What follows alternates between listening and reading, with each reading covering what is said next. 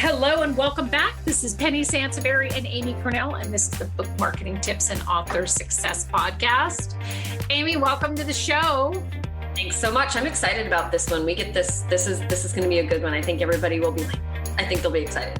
Well, and I'm excited about this too. I did a fun coaching call last week, and if they're listening, I'm not going to name names, but hi, it was really great to chat with you both.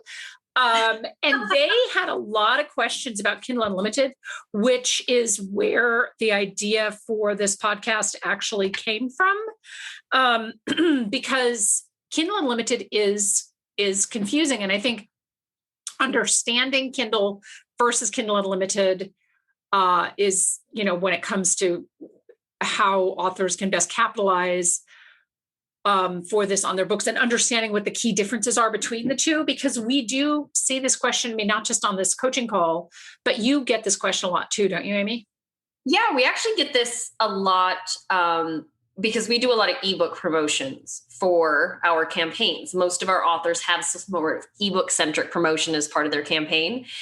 And I'll say, Penny, that we actually dig into this Kindle Unlimited question a lot once they start thinking through all of the tips and feedback and recommendations and things like that we give them for their ebooks specifically, because they're like, oh, wow, okay, discount promotions, all these things that you can do with your ebook. And then it goes further, which is great because we love it when clients start exploring all their options and really put some time and effort into supporting their brand and what they can do for books on their end as well.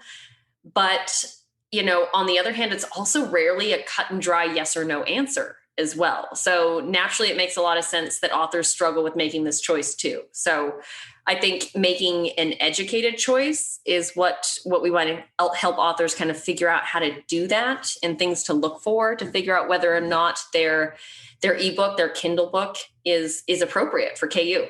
Right, exactly. And I think the issue in terms of Kindle and Kindle Unlimited is that they're used really interchangeably, which is confusing. And it might be a bit intentional on Amazon's part because they seem like one and the same, but they really aren't. So let me just break this down. I mean, you can publish to Kindle, which is also referred to as KDP, so via the KDP dashboard.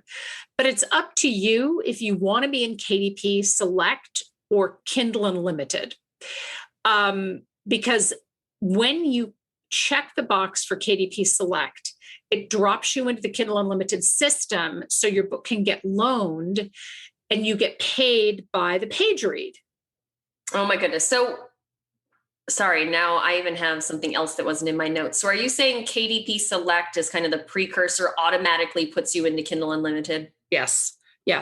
Okay, so I think this is also confusing too, that people, you know what I mean? This kind of progression of these choices that they make on the back end. Yeah.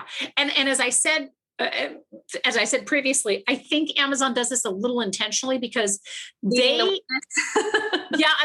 goal is really, obviously world domination, but their goal is that they want to dominate. They want to have as many books as they possibly can in Kindle Unlimited. Okay. So there is a clear path to doing it, but it's not always clear, I think, to the author. That makes a lot of sense. And so it sounds like a big decision because obviously here we go. We're already down that path, but it's not permanent, correct? Not if you don't want it to be? No, so if you enroll your book in Kindle Unlimited, it's a 90-day minimum that you have to be in the Kindle Unlimited system, but you don't have to keep auto enrolling. And this is where it gets a little confusing. So authors a lot of times think that they're in Kindle Unlimited and they're in it forever. And all you have to do is uncheck that auto enroll box when you register your book in Kindle Unlimited, because the default, obviously, because Amazon wants more books in the system, is set to auto enroll you. But if you uncheck that box, then at the end of the 90 days, you have to opt back in. And it is no issue whatsoever if you opt out and then opt in again. I do it all the time. They would very much like to keep everyone in their Kindle Unlimited system, but it's not right for everybody in every book. So, sometimes, yes, you can pop in and out of Kindle Unlimited. Okay. So now it sounds like there's a little bit of flexibility, which on the surface sounds really good. And for everybody listening, I don't publish books. So I am as naive as many of you, maybe even more so. So I am on this education journey with you in this regard. So, okay. So that kind of flexibility in and out sounds great. So it's not set in stone, but it kind of that there's limited flexibility because there's restrictions if you're in Kindle Unlimited. I assume like if Amazon kind of owns you for those 90 days, there has to be caveats. Right. So the exclusivity confuses authors a lot because Amazon, again, is not crystal clear on what their exclusivity. I mean, they do have it listed in their terms of service, but how many times do you spend, reading 13 pages of terms of service? If your ebook is in Kindle Unlimited, you cannot be on any other ebook site. So you can't be on iBooks, you can't be on Kobo, you can't be on Nook, you cannot be in any other ebook site, but your print book can be everywhere. So a lot of times authors will say, well, I want my books to be everywhere. And you could still have your print book in all the places if you want.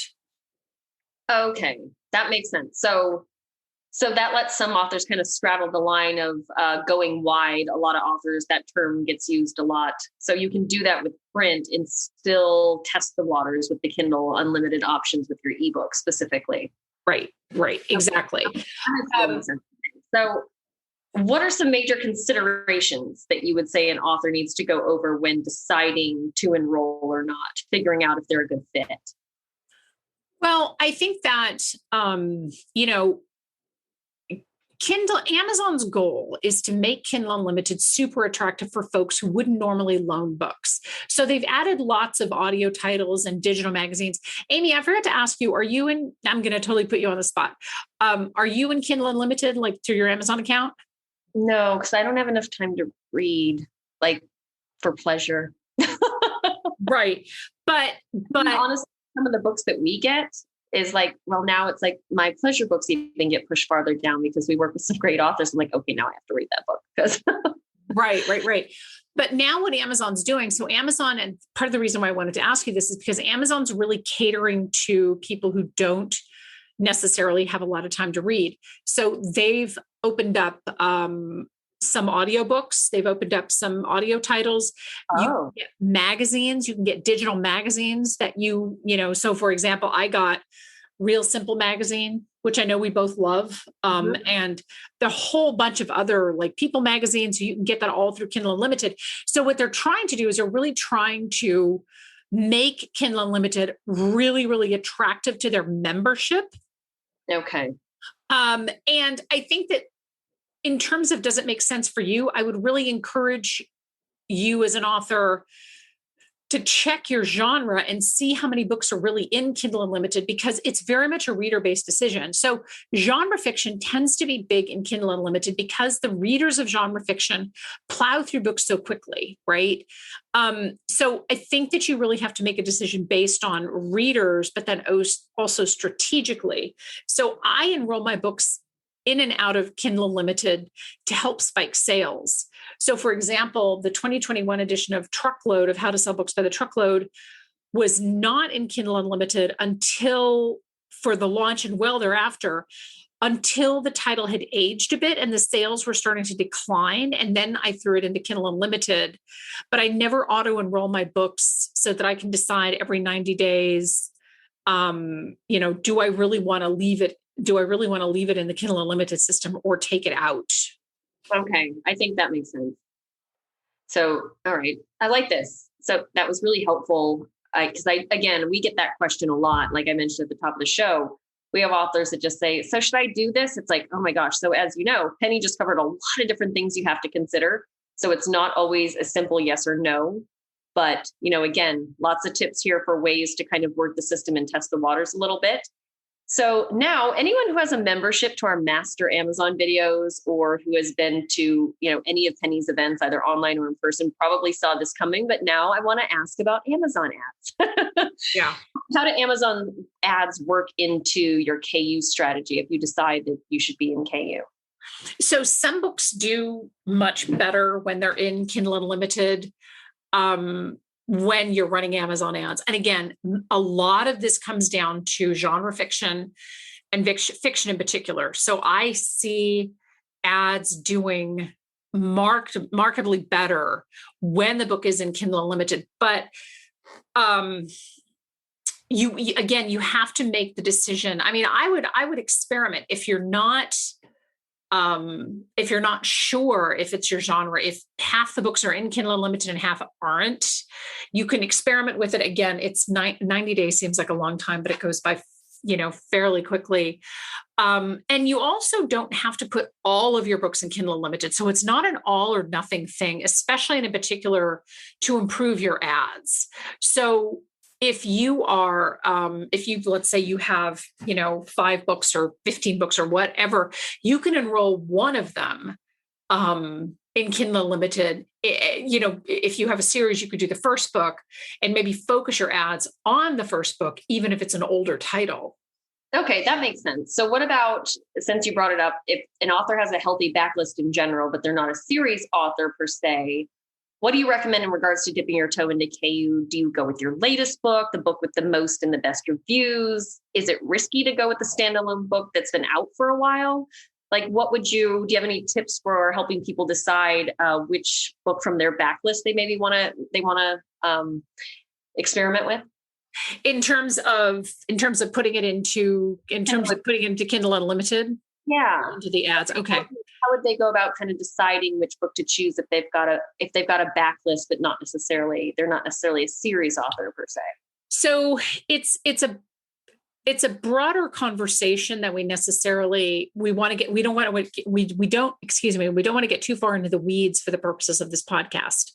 But one of the things that you want to consider is how well are your books pulling readers from one book to the next, right? So something referred to as read through.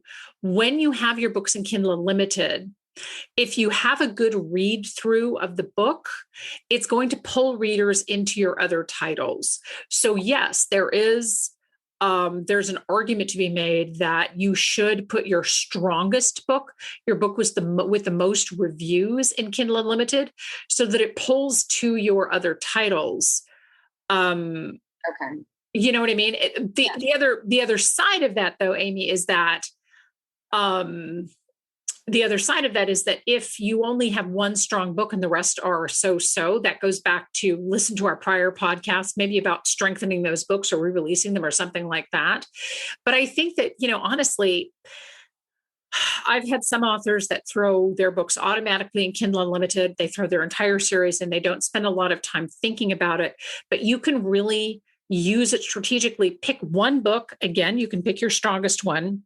We can have do a separate podcast about, read through and understanding, are you pulling readers from one book to the next? But it does help to boost your sales rank. So leaving it out of Kindle Unlimited when the book first launches and then putting it in really helps to spike your algorithm on Amazon. Part of the other reason for that is because the Kindle Unlimited books actually show up in a different sort of side of the Amazon website. And it gets presented to subscribers of Kindle Unlimited as, here are a whole new series of books. I think that Amazon is going to keep expanding upon Kindle Unlimited because they've already done so. Like I said, they just launched their magazines. I mean, I literally canceled all my magazine subscriptions just to get them all through Kindle Unlimited because it's going to save you money. And, you can get audiobooks and all of this other stuff. So keep an eye on it. And again, if your book is right for that, put it in Kindle Unlimited. The other thing to consider too, so with How to Sell Books by the Truckload, my 2020 edition was in Kindle Unlimited. When I enrolled 2021 in Kindle Unlimited, I pulled 2020 out because because these are updated editions of essentially the same topic, but they're heavily updated. What I'm trying to do is I'm trying to filter readers to the latest title. Does that make sense? Yeah, absolutely. And I think to your point, if anything, when Amazon starts showing signs that it's experimenting, putting some muscle behind something, yes. If it makes sense for your book to kind of ride that wave, and get a piece of that, absolutely test it out. Yeah. Yeah, absolutely. So I think that, again, just be smart about it. Don't auto enroll your books. selectively find the book that you want, or books in some cases that you want to enroll in Kindle Unlimited. And if your ads are sort of lackluster, that's a separate and different show, because Kindle Unlimited doesn't necessarily fix poorly designed ad copy or bad keywords and things like that. But sometimes having your book in Kindle Unlimited can boost your overall ad exposure too. So that might be something that you want to try as well. I hope that this was not as convoluted as it was in my head when I first started to sort of detail this show out, as Amy and I were working on this on the show notes. But Kindle Unlimited is a great, if used properly, Kindle Unlimited is definitely a great resource for authors. And I want to thank you all so much for listening. Again, we love reviews. So wherever you listen to your podcast, please leave us a review. And if you have a pressing, burning question, our contact details are in the show notes. Thank you so much for tuning in. This is Penny Sansevieri and the ever fabulous Amy Grinnell. And this is the Book Marketing Tips and Author Success Podcast. Thanks for tuning in. Bye-bye.